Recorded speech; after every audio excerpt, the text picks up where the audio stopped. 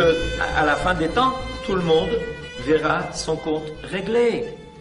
De grandes hécatombes se prépareront dans le pays d'Édom, Rome. C'est un jour de vengeance pour l'Éternel, une année de représailles pour la cause de Tzion. Tout ça, c'est marqué dans le prophète Ishaïa. Le prophète Zacharie, dans le chapitre 14, demande ces statuts qui représentent cette puissance islam et christianisme. Comment il va être détruit à la fin des temps?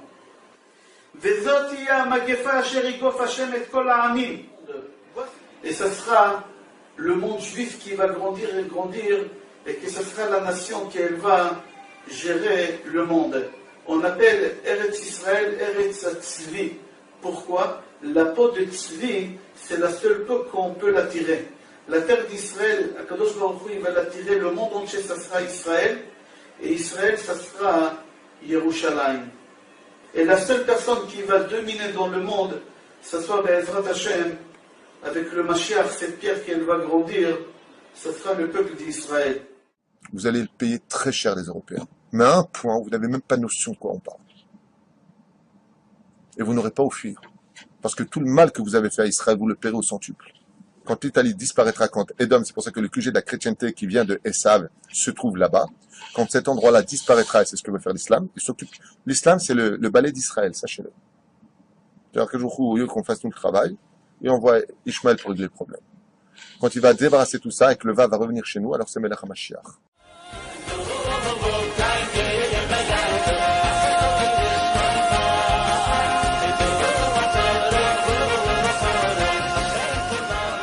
La guerre de Gog et Magog, cette fameuse guerre qu'on attend tous, le Chafetz Chaim a dit ne t'attends pas à voir autre chose que la guerre de l'islam se lever contre Édom. Selon Chafetz Chaim, la guerre de Gog et Magog, c'est que l'islam en Europe se lèvera comme un seul homme et ils ont tout pour réussir. Cette guerre-là, dans le monde dans lequel on vit, elle est nécessaire. Et pourquoi est-ce qu'elle est nécessaire? Parce que l'un va utiliser l'autre. Pour ne pas qu'Israël rentre en guerre, Akadosh Baruch Hu Shtabach Shemolaha, dit le Chafetz Chaim, va provoquer que Ishmaël se lève contre Esav. Donc ce que vous êtes en train de subir en France, en Europe, qui fait tellement peur, ça devrait être pour nous la plus belle nouvelle de notre histoire juive. Enfin, on commence à s'y approcher. Enfin, on commence à réaliser ce que les sages nous avaient prescrit avant. Ce que je vous ai dit tout à l'heure, c'est marqué dans Sanhedrin. Le Mashiach viendra que quand Édom, l'Europe, la chrétienté sera totalement tombée. Donc je vous pose la question, c'est une bonne nouvelle que l'islam envahisse l'Europe? C'est une excellente nouvelle, ça annonce l'venue de Mashiach. Excellente nouvelle. מהם ימות המשיח ותחיית המתים. הרב זמיר כהן מפזר את הערפל, מסביר ומבהיר את הפסוקים ומראה באופן מעורר השתאות כיצד הדברים הולכים ומתגשמים לנגד עינינו צעד אחר צעד. סיבה אחת שהקדוש ברוך הוא קודם כל משלם לאויבי ישראל על כל הצרות שעשו לנו כל ההיסטוריה. צריך להגיע זמן קבלת השכר, ימות המשיח, אבל מה עם כל אלה שעשו צרות לעם ישראל? צריך לשלם להם. אז מביא אותם בגלגול שוב את כל אלה שעשו צרות כל ההיסטוריה, נבוכדנצר חוזר וכל השאר חוזרים בגלגול. במקום להכות את אלה לבד ואת אלה לבד, את הנוצרים לבד ואת המוסלמים לבד, ועכשיו נבין למה הסינים והיפנים מחוץ לתמונה, כי הם לא עשו צרות לישראל כל ההיסטוריה. אבל אותם שכן עשו צרות לישראל, מלחמת העולם האחרונה, כתוב שהיא תהיה המלחמה הכי קשה בהיסטוריה, אבל היא תהיה מלחמת דת בין הנצרות לבין האסלאם. מעניין שבמדרש תהילים, יש מדרש נכתב לפני קרוב ל2000 שנה, מדרש תהילים פרק ק"ט, כתוב שם ש3 פעמים יעלה גוג ומגוג על ישראל. אז יש שאומרים ש3 הפעמים האלה זה מתייחס למלחמת העולם הראשונה, למלחמת העולם השנייה, ומלחמת העולם השלישית שכנראה תהיה האחרונה, אם באמת שני אלה ברשימה של 3 המלחמות שבמדרש תהילים מדבר עליהם. גם המלבים מזכיר ביחזקאל פרק למ"ב, הוא מזכיר את העניין הזה בפסוק י"ז. הוא כותב כך, הוא מסכם את כל העניין הזה של מלחמת גוג ומגוג. זה פשוט מדהים, מי שיקרא את הפסוקים האלה לא יאמין שזה נכתב לפני 150 שנה. המלבים, הרב מאיר לייבוש בן יחיאל מיכל, הוא חי באירופה לפני 150 שנה, היה פשוט גאון בפענוח הפסוקים, ובפרק למ"ב פסוק י"ז סיכם לנו מה יקרה באותה תקופה. לאחר מכן כתוב שתהיה מלחמת עולם בין הנצרות לבין האסלאם שנועדה להכות את האחרונה, אותם שישארו בעולם יבואו ויאמרו צריך מישהו שיעשה סדר בעולם. הם רואים שלא יצא ממנו כלום. אז מי יעשה את זה? האדם הזה שכתוב שהוא יהיה גדול בחוכמה יותר משלמה, ובארץ ישראל כבר לא יהיה דמוקרטיה. תהיה מלוכה, יהיה פה מלך. זה אדם שהתנ"ך מעיד עליו שהוא יהיה מתוקן במידות. אדם שיהיה ענק בכל התורה, בקיא בכל החוכמות והמדעים, משכמו ומעלה. כשהוא יתחיל לדבר, כל העולם ישמע את דבריו, ויאמרו, זה האדם שראוי לעשות סדר בעולם אחרי גוג ומגוג, שנפסיק להרוג אחד את השני. הצרפתים שומעים את דבריו, ואומרים, תשמע, המלך היהודי הזה חכם מאוד. אני מעדיף שהוא יהיה המלך שלי. מהפכה בצרפת, ממנים אותו למלך צרפת. האנגלי אומר, אני לא רוצה את ראש הממשלה שלי. אני רוצה אותו, את המלך היהודי. מהפכה שלטונית, המלך היהודי נהיה מלך אנגליה. כך בארצות הברית, כך בגרמניה, בכל העולם. מלך יהודי שולט על כל העולם. יש מלך אחד על כל כדור הארץ. יש סיבה שאלה יהרגו את אלה. אז תהיה אחוות עמים אמיתית. כי יש מלך אחד על כל העולם.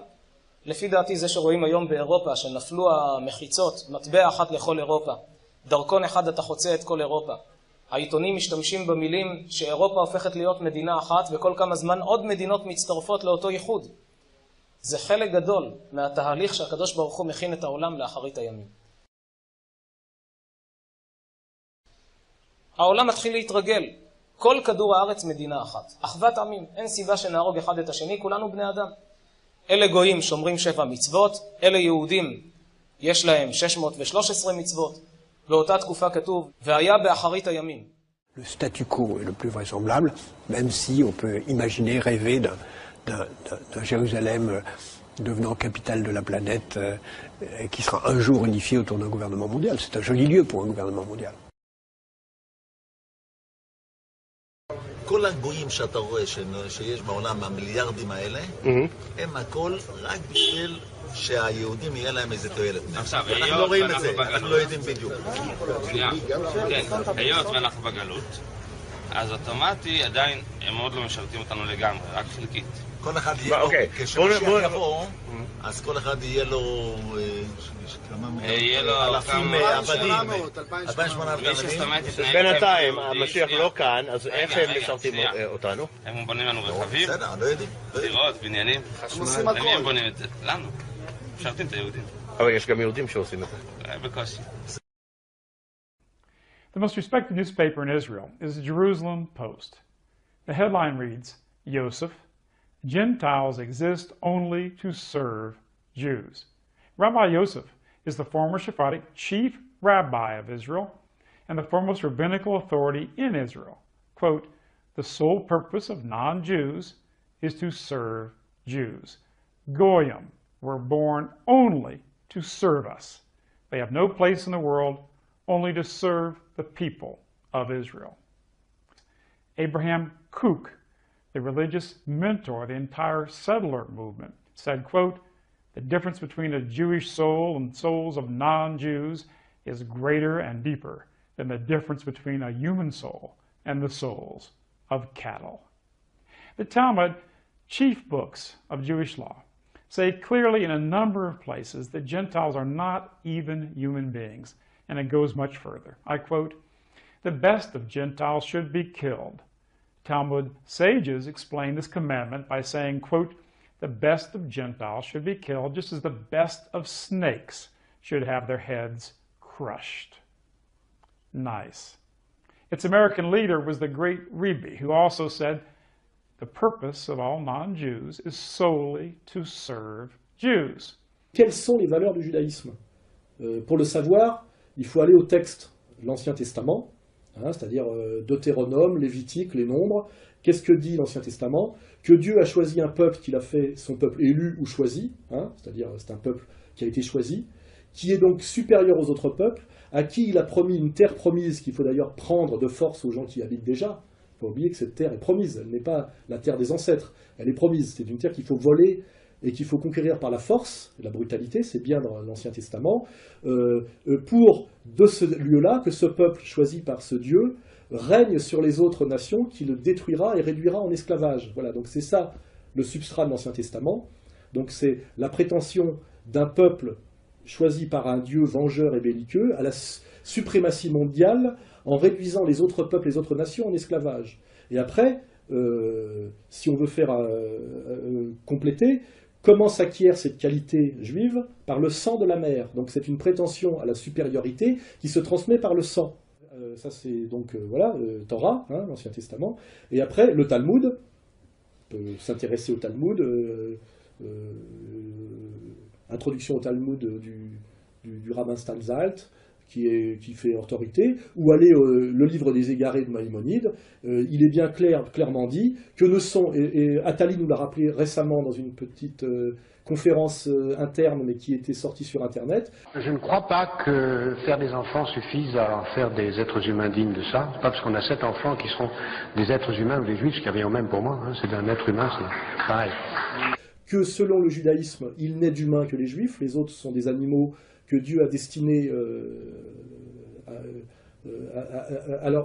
a mis sur terre pour qu'ils les servent comme des esclaves ou des animaux, hein, c'est bien clairement dit, et qu'il est loisible pour accomplir ce projet exigé par Dieu, qui est la suprématie en tant que peuple élu sur les autres peuples réduits en esclavage, il est autorisé de mentir aux non-juifs, de le voler, etc. etc. Cessez le feu à Gaza, quel bilan tirer de ces 50 jours de conflit?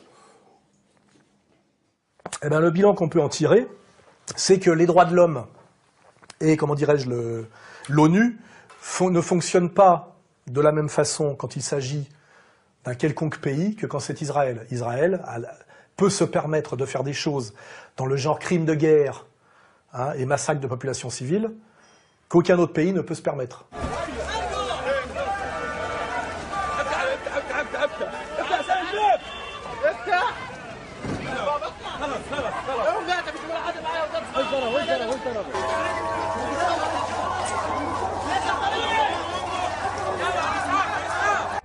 Sous une chaleur écrasante, un groupe d'enfants joue sur la digue quand soudain,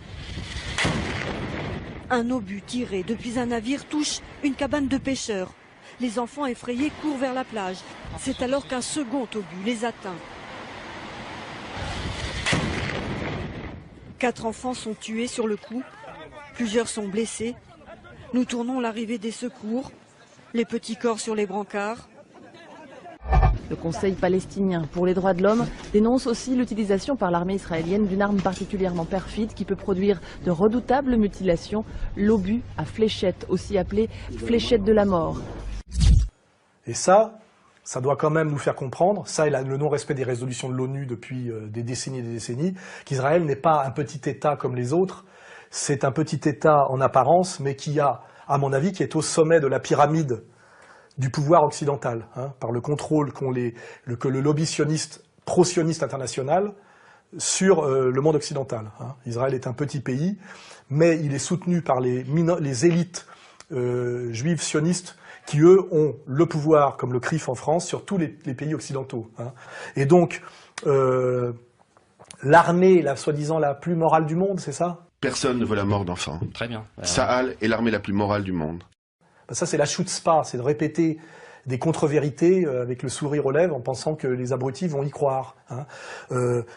L'armée israélienne s'est permis sur les populations civiles de Gaza, qui est je le répète, un ghetto à ciel ouvert avec une densité de population supérieure à la population du Luxembourg, je crois. Enfin, c'est-à-dire, ils se sont permis de taper dans le tas avec des armes non conventionnelles, de tuer des milliers de gens, des gosses, enfin, un massacre, hein, un massacre absolu. Ça a duré 50 jours, malgré l'offuscation, le sentiment de réprobation et même de colère rentrée de beaucoup de gens chez les journalistes et les politiques.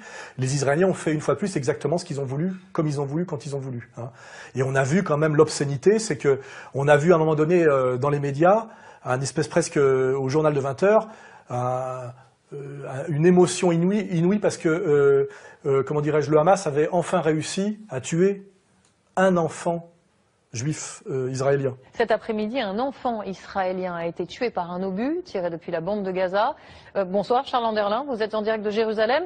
Alors qu'il y en avait des centaines qui étaient morts de l'autre côté. Et là, on est vraiment dans la vision vétérotestamentaire, juive, talmudo-sioniste du monde, c'est-à-dire, ça renvoie à mon t-shirt Goy, c'est-à-dire qu'il y a deux humanités, il y a l'humanité juive, qui sont les élus, c'est-à-dire qu'ils sont les seuls qui sont connectés à Dieu et qui n'ont une âme.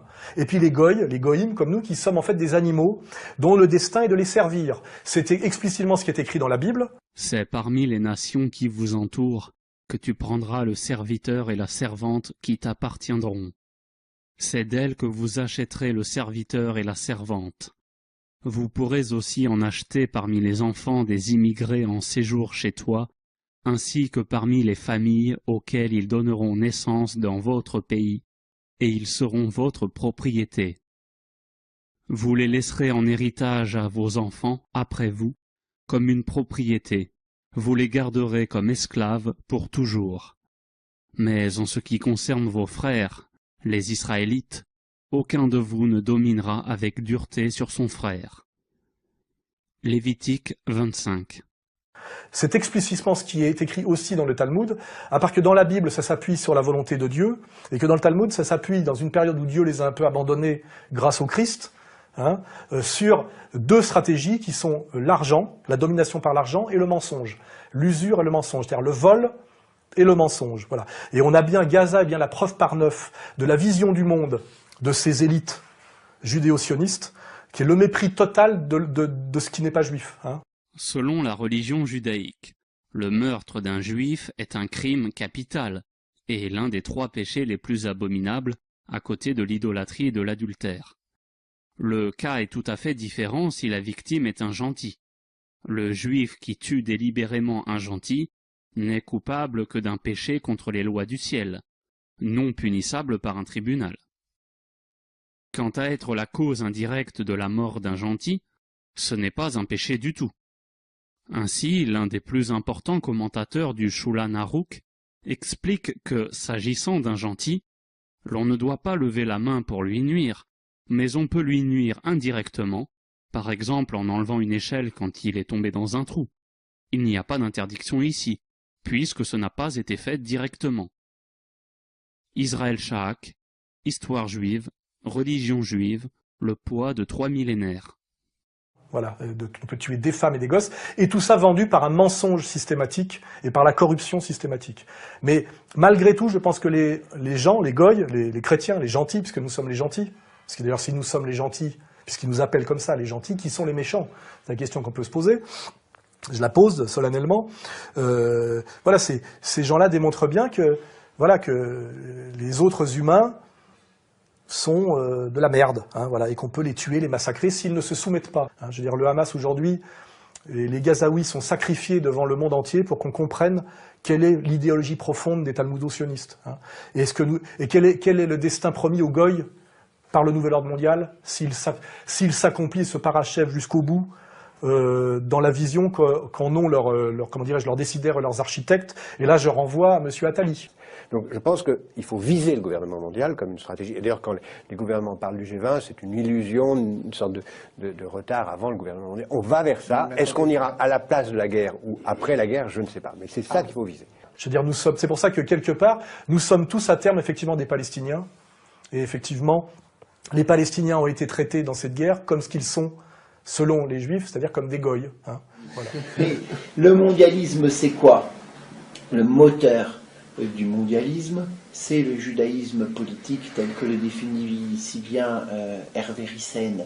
C'est le judaïsme politique qui veut détruire les identités, qui veut détruire les frontières, qui veut détruire les nations, selon la formule vraie de Rothschild. Le verrou qui doit sauter, c'est la nation, pour instaurer une domination mondiale. Et ce n'est pas nouveau. Et cette migration est voulue par le mondialisme dont l'idéologie phare, dont l'idéologie moteur est le judaïsme politique. Prétendre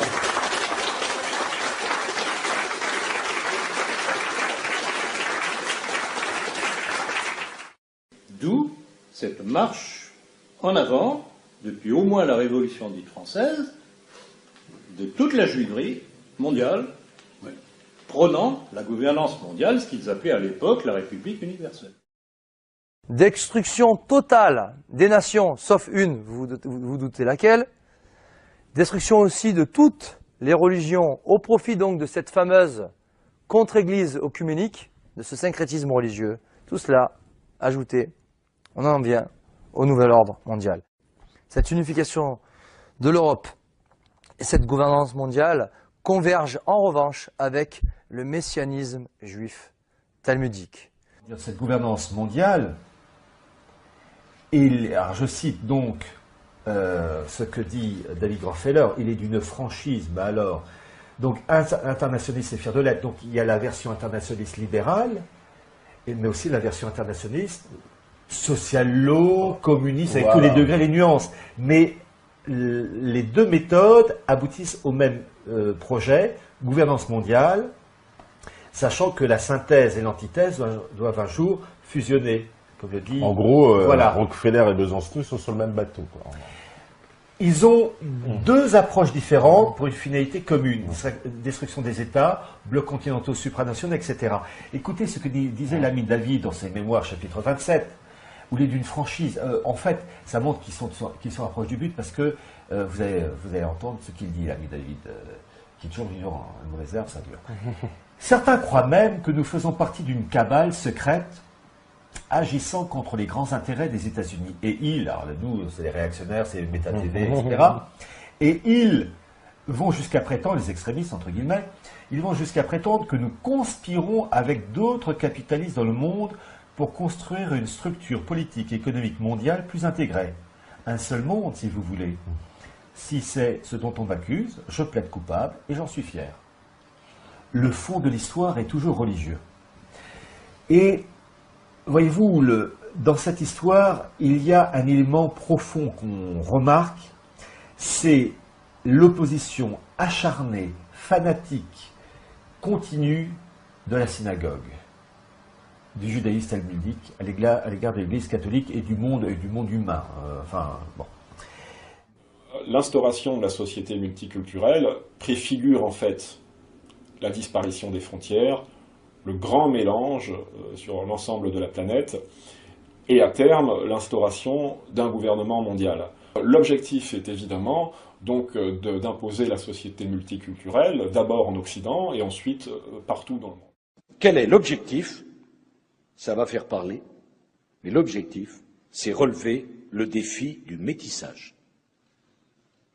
Défi du métissage que nous adresse le XXIe siècle. Ce n'est pas un choix, c'est une obligation, c'est un impératif.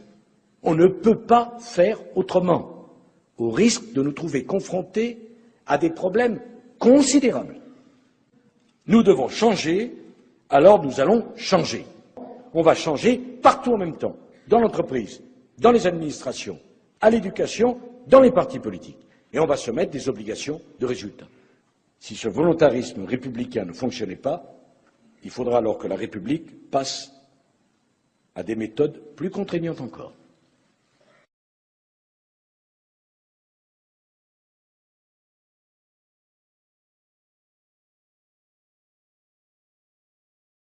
Un État pour le peuple juif, car je sais parfaitement qu'il y a deux façons de détruire Israël.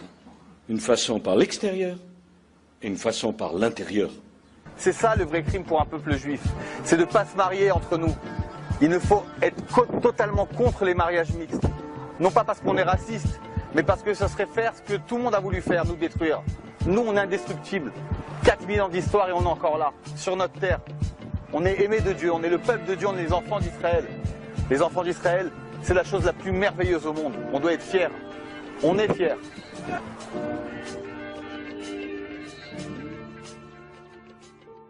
Qui a le pouvoir en France? Est-ce qu'on a le courage de le dire? Qui a le pouvoir? Voilà. Fait les francs-maçons ont le pouvoir en France, c'est clair, on le sait. Il suffit de regarder le dîner du CRIF, qui va s'y prosterner, et puis de voir effectivement les hiérarchies, et de voir qui est membre de quoi. On sait très bien que toute la gauche de pouvoir est membre du Grand Orient, et que en gros c'est l'appartenance obligatoire d'être maçon, et que la communauté qui donne des ordres à tout le monde, se démontre sa puissance au dîner du CRIF. Et quand Marine Le Pen a été passée à la question chez Arlette Chabot, la première chose qu'on lui a demandé, 3 fois, c'est si elle condamnait bien les propos de son père sur la chounia, voilà. C'est un peu comme si vous arriviez, qu'on vous demande 3 fois avant d'avoir le droit de parler si vous croyez à la résurrection du Christ. Vous en déduisez que vous êtes face à un pouvoir catholique, et que si vous ne soumettez pas au dogme du catholicisme, vous sortez directement du plateau. C'est ça, c'est la démonstration que j'ai vue, moi. C'est la première chose, c'est est-ce que vous vous repentez sur la chounia, et est-ce que vous croyez bien à la sainte chambre, etc. C'est la première question qui est posée pour avoir le droit même d'exister. Aujourd'hui, nous subissons un pouvoir total et nous n'avons même pas le droit de le nommer. Ce qui est très très étrange, puisque sous la monarchie, on dit absolue de Louis XIV, on avait quand même le droit de dire que Louis XIV était Louis XIV et qu'il avait les pleins pouvoirs. Aujourd'hui, nous sommes face à un pouvoir total, incarné par le dîner du CRIF, mais que nous n'avons pas le droit de nommer. Ce qui veut dire que il n'y a rien d'équivalent, même en Corée du Nord, on a le droit de dire que le Parti communiste de Corée du Nord a le pouvoir, vous voyez. On a le droit. Nous, voilà, on subit un pouvoir, on n'a pas le droit de le nommer, on doit faire comme si on ne le voyait pas. Eh ben, pose ta question sur le dîner du CRIF. On a droit à une question off à la fin. On a le droit à une question. Non mais, est-ce que vous allez un peu... Parce que si vous voulez, les gens étaient vachement choqués à l'ère Kuckerman de voir tous les ministres de la République défiler au dîner du CRIF pour se faire engueuler platement. Moi je me rappelle de Kuckerman disant alors tel jour vous allez faire ça, vous allez convoquer l'ambassadeur d'Iran et lui dire si... Non. Donc est-ce que vous allez un peu changer le... Vous exagérez un tout petit peu. Vous allez les engueuler, Vous exagérez un tout petit peu, non? Je sais, vous le connaissez. Je sais un petit peu les discours qu'il a dit. Non. Moi je l'ai entendu, dire... Monsieur le Premier ministre... Ça n'a pas été un peu excessif à un moment donné, cette façon on l'a vu engueuler, vraiment. On l'a vu engueuler les ministres. Et les ministres acceptaient de se faire engueuler. Oui, le dîner du CRIF, c'est la preuve incontestable de la domination totale sur la République française d'une communauté organisée qu'on n'a pas le droit de nommer tant elle est puissante et tant elle a les moyens de châtier ceux qui ne font simplement que constater son pouvoir. Ce qui est étrange, c'est que sous l'Ancien Régime, on ne vous envoyait pas à la Bastille parce que vous disiez que le roi était le roi. Aujourd'hui, on a des gens qui ont les pleins pouvoirs en France, ça se voit et c'est explicite, et qui vous menacent de prison parce que vous dites simplement qu'ils ont les pleins pouvoirs en France. Une seconde, attendez. Oui, allô? Oui, bonjour, monsieur. Je suis en réunion, là. Pardon? Vous êtes monsieur Kuckerman, président du CRIF.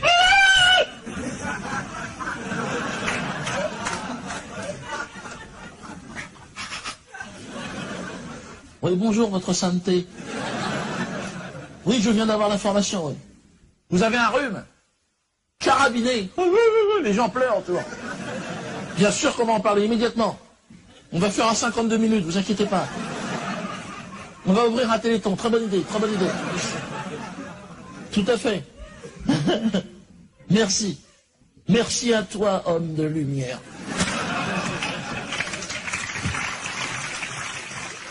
Ils font des lettres et ils envoient ça au ministre et puis derrière ça doit suivre. Quelles que soient les méthodes, il faut y mettre fin. Il faut que la police et la justice aient le dernier mot et qu'on ne laisse pas Monsieur Dieudonné faire ce qu'il veut. Je retiens, Monsieur le Président, ce que vous nous avez proposé.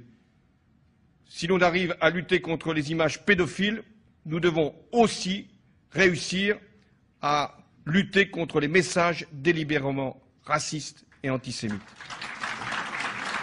Il faut voir que Sarkozy, qui est président de la République française, monte à la tribune et parle, parce qu'il vient systématiquement maintenant depuis qu'il est président comme invité d'honneur, et fait un discours où il appelle le président du CRIF président, c'est-à-dire que c'est son supérieur hiérarchique. Monsieur le Président, vous avez parlé des printemps arabes. Oui, Monsieur le Président. Et il faut faire, Monsieur le Président, ce qui est le plus difficile, se faire confiance. Voilà, il suffit de regarder les extraits. Et il s'excuse de demander pardon, de ne pas pouvoir, à cause du peuple français qui le regarde encore un peu, il ne pas pouvoir faire 100% de ce qu'exige la communauté organisée en termes de soumission et d'allégeance à Israël et à la communauté en France. En leur disant, vous comprenez, il faut bien que je fasse un peu semblant d'être un républicain et l'élu du peuple français. Excusez-moi si je ne fais pas 100% de ce que vous me demandez. C'est exactement la teneur de son discours, avec une posture de petit garçon devant ses maîtres. Hein, voilà. Et là, on a encore un truc, la cerise sur le gâteau. Si on voit François Hollande, le successeur programmé de Sarkozy, si tout se passe bien, selon l'oligarchie mondialiste, qui a aussi à voir avec cette communauté toute puissante au niveau mondial, on voit Hollande venir, serrer la main à Sarkozy, copain comme cochon, avec Monsieur Prasquier qui est au milieu, qui leur tape sur l'épaule, un peu comme dans les films sur la mafia, vous savez, on a le combat de boxe truqué avec le chef de la mafia qui touche le pognon et les deux boxeurs qui ont bien compris que lequel devait se coucher au 3e round, etc.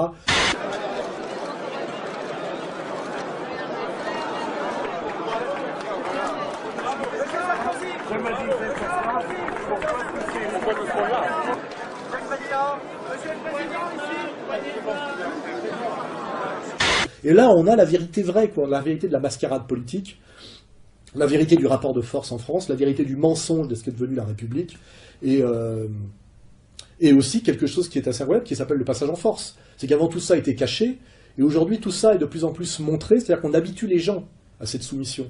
Hein, c'est-à-dire qu'on les habitue effectivement à admettre, puisque maintenant ce dîner du CRIF, où le chef de l'État vient comme invité d'honneur systématiquement, devient un rituel qui passe sur Public Sénat, c'est-à-dire à la télévision, et je pense qu'on nous amènera progressivement, si rien ne se passe de type processus d'émancipation authentiquement populaire, on arrivera à la phase que ce dîner soit diffusé en prime time sur le service public sur France 2, et que ce soit la grand-messe annuelle qui établit bien la hiérarchie et la hiérarchie de soumission admise par le peuple français, à force d'avancer petit à petit, cran par cran, selon la théorie, vous savez, de la grenouille dans la casserole d'eau tiède, dont on fait monter la température progressivement jusqu'à ébullition complète, voilà, pour qu'elle meure d'endormissement. Voilà. Ce qu'ils souhaitent, c'est l'unification du monde. Pourquoi? Parce qu'ils sont obnubilés par l'idée de l'arrivée d'un Messie, de leur Messie.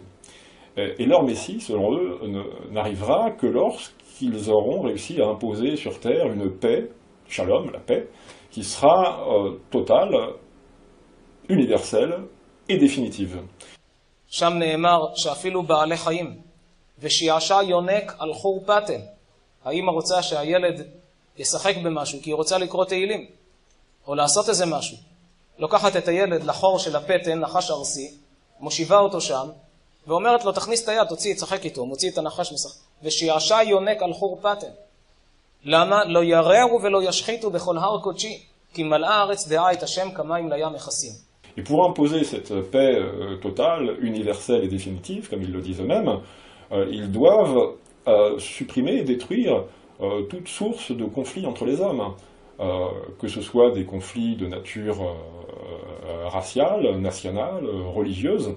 Donc pour ce faire, il faut tout simplement supprimer les frontières, détruire les nations, détruire les races, détruire les religions. Autrefois, au XIXe siècle, ce projet était incarné par le projet communiste. On sait que Karl Marx, qui était à l'initiative de ce grand projet communiste, était lui-même d'une famille juive. Et dans le communisme, il y avait aussi cette idée d'araser les différences entre les hommes. En l'occurrence, il ne fallait plus ni bourgeois ni prolétaires, plus de classe sociale du tout. C'était ça le projet communiste, avec aussi cette idée de suppression des frontières et d'unification du monde. Parce que le but, il est là, c'est l'unification du monde. Et on retrouve encore cette idée dans le féminisme. Il s'agit d'araser les différences entre les hommes et les femmes. Alors on peut nous expliquer que la femme est un peu homme, l'homme est un peu femme. C'est déjà ce que nous disait Sigmund Freud à la fin du XIXe siècle. Aujourd'hui, on nous parle de l'homme enceint. On nous parle du transgenre.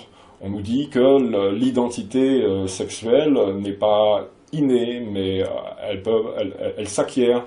Donc ce n'est pas du tout le fruit du hasard, on retrouve toujours cette obsession égalitariste, ce fanatisme égalitaire qui entend anéantir, détruire toute différence, araser toute spécificité, tout particularisme, toute tradition chez les êtres humains. Donc l'objectif, c'est la paix, une paix totale, universelle et définitive, qui correspond en fait à la mort de l'humanité. Parce que ce qui fait justement la richesse de l'humanité, c'est sa diversité. Si vous arasez toutes les différences, on parvient à un monde gris, à un monde terne. Mais quand tout sera détruit, qu'est-ce qu'il restera? Eh bien, il restera les Juifs, qui eux auront conservé leur spécificité, leur culture, leur tradition, et qui seront, paraît-il à ce moment-là, selon eux, reconnus par tout le monde comme le peuple élu de Dieu. Voilà leur projet.